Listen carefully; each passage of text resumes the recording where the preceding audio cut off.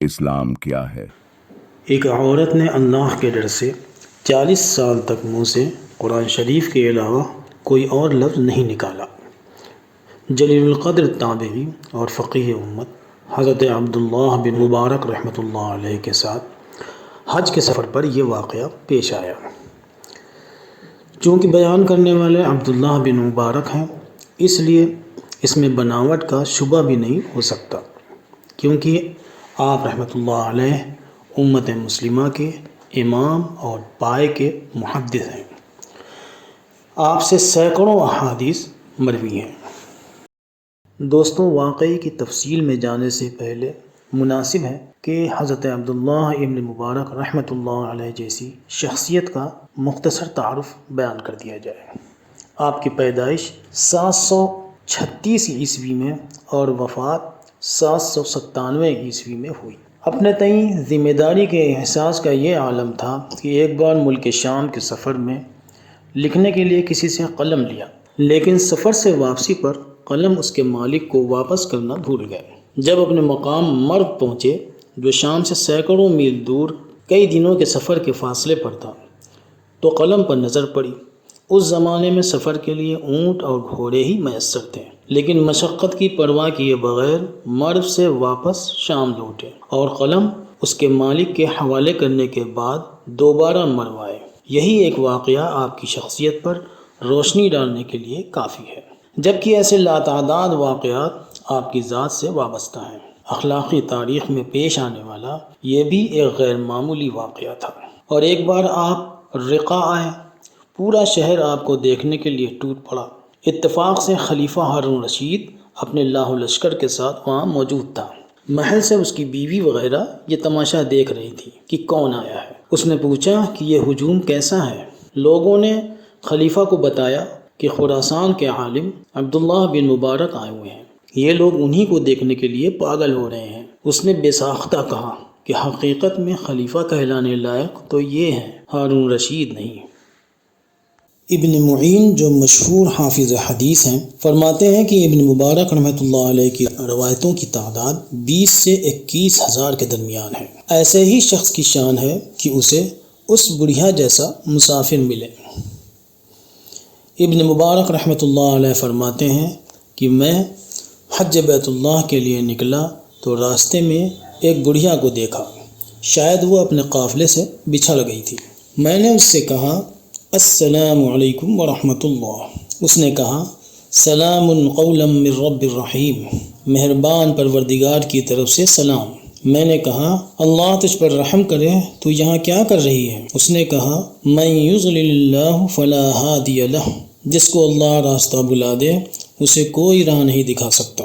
میں سمجھ گیا کہ وہ راستہ بھول گئی ہے۔ میں نے اس سے پوچھا کہاں کا ارادہ ہے؟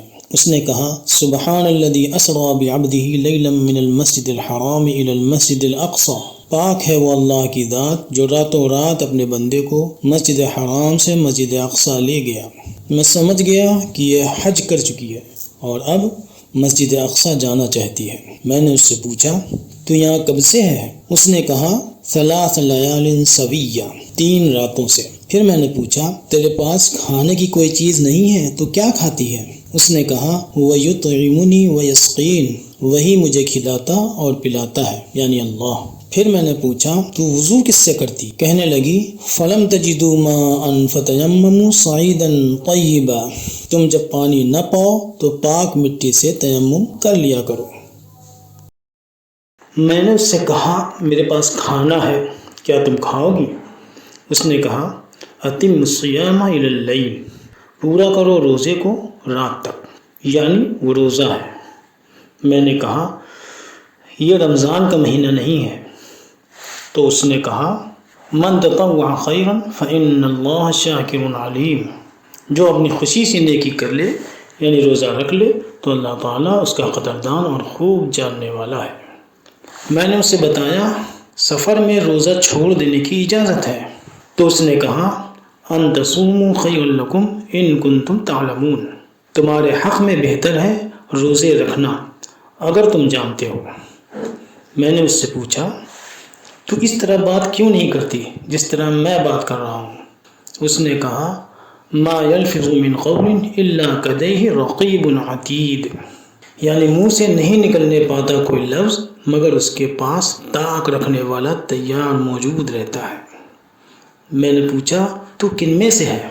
کہنے لگی وَلَا تَقْفُ مَا لَيْسَ لَكَ بِهِ عِلْمٌ إِنَّ السَّمْعَ وَالْبَصَرَ وَالْفُؤَادَ كُلُّ أُولَئِكَ كَانَ عَنْهُ مَسْئُولًا، جس بات کی تجھے خبر ہی نہ ہو اس کے پیچھے مت پڑ، کیونکہ کان اور آنکھ اور دل ان میں سے ہر ایک سے پوچھ گچھ کی جانے والی ہے۔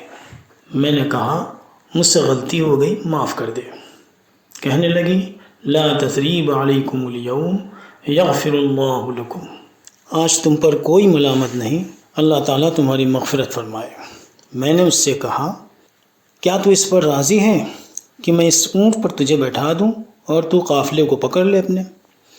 اس نے کہا وما تفعلوا من خیر یعلمہ اللہ، کہ تم جو نیکی کرو گے اللہ اس سے باخبر ہے۔ میں نے اپنی اونٹنی کو بٹھا دیا تو اس نے کہا قل للمؤمنین یغضوا من ابصارہم، یعنی مسلمان مردوں سے کہو اپنی نگاہیں نیچی رکھیں۔ میں نے اپنی نگاہیں نیچی کر لی اور اس سے کہا تو سوار ہو جا۔ جب وہ سوار ہونے لگی تو اونٹنی تھوڑی بدکی اور اس کے کپڑے پھٹ گئے۔ کہنے لگی وما اصابکم من مصیبت فبما کسبت ایدیکم ویعفو عن کثیر، یعنی تمہیں جو کچھ مصیبتیں پہنچتی ہیں وہ تمہارے اپنے ہاتھوں کی کرتوت کا بدلہ ہوتی ہیں، اور وہ تو بہت سی باتوں سے درگزر فرما دیتا ہے۔ میں نے کہا ٹھہر میں اسے باندھتا ہوں۔ اس نے کہا ففہمناہا سلیمان، ہم نے اس کی صحیح فہم سلیمان کو دی ہے۔ میں نے اونٹنی باندھ کر کہا سوار ہو جا۔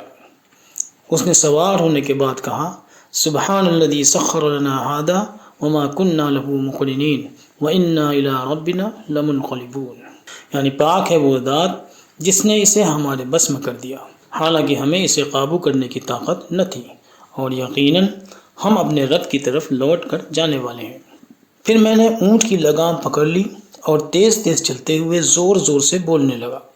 اس نے کہا وَقْصِدْ فِي مَشْيِكَ وَاغْضُضْ مِنْ صَوْتِكَ، یعنی اپنی رفتار میں میانہ روی اختیار کر اور اپنی آواز پست کر۔ چنانچہ میں آہستہ چلنے لگا اور پھر شعر پڑھنے لگا۔ اس نے کہا فَقْرَؤْا مَا تَيَسَّرَ مِنَ الْقُرْآنِ، بس تمہیں قرآن میں سے جتنا آسان لگے اتنا ہی پڑھو، یعنی فضول باتیں نہ کرو اور قرآن شریف پڑھو۔ میں نے کہا تجھے بہت بھلائی عطا کی گئی ہے۔ وہ بولی وما یذکر الا اولو الالباب، اور نصیحت صرف عقل مند ہی حاصل کرتے ہیں۔ پھر کچھ دور چلنے کے بعد میں نے اس سے پوچھا کیا تیرا شوہر ہے؟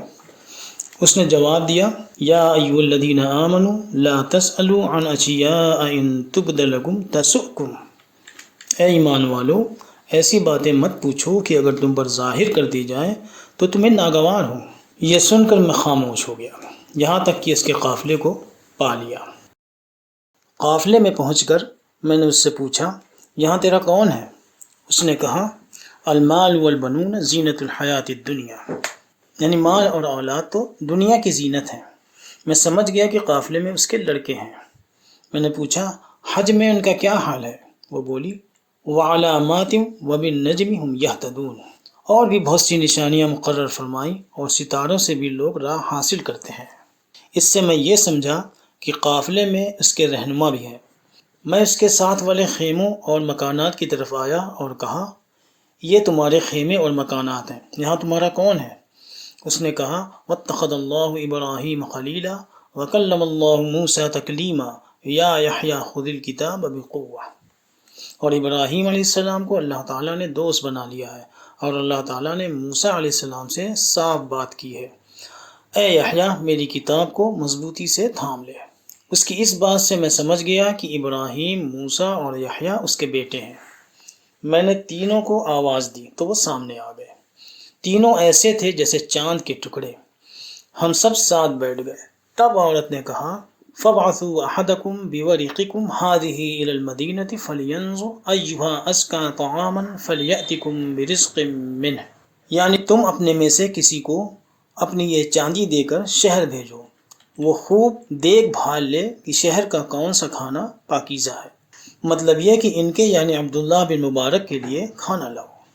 اس پر میں نے کہا اب تیرا کھانا مجھ پر حرام ہے جب تک کہ تو یہ نہ بتا دے کہ معاملہ کیا ہے، یعنی کیوں نہیں تو عام لفظوں میں بات کرتی، صرف کلام اللہ ہی منہ سے نکلتا ہے۔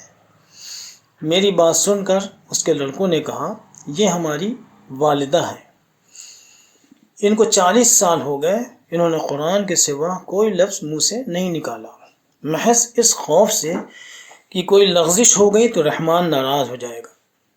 اس پر عبداللہ بن مبارک کہتے ہیں کہ میں نے کہا ذَلِكَ فَضْلُ اللَّهِ يُؤْتِيهِ مَن يَشَاءُ وَاللَّهُ ذُو الْفَضْلِ الْعَظِيمِ، یہ اللہ کا فضل ہے جسے چاہے دے، اور اللہ تعالیٰ بڑے فضل والا ہے۔ اس عورت کا نام فضہ تھا۔